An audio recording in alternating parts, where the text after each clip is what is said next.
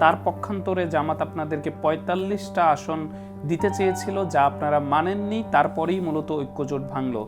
এই যে প্রসঙ্গটি আসলে কতটুকু সত্য? এগুলো হাস্যকর কথাবার্তা।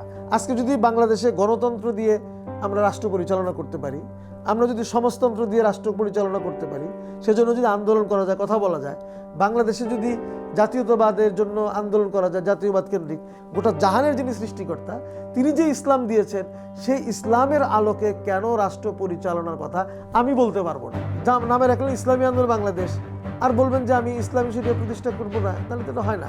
প্রত্যাশা তৈরির যেই পদ, সেই পদ ঢাকায় 11তে এমপি পদপ্রার্থী হিসেবে আপনি কি আপনার আসনে তৈরি করতে পেরেছেন? আমরা কিন্তু আগেও 300 আসনে প্রার্থী দিয়েছিলাম, আমরা ভোট করেছি। এদেশে মানুষ মার্কা হিসাবে হাত পাখাকে চিনে।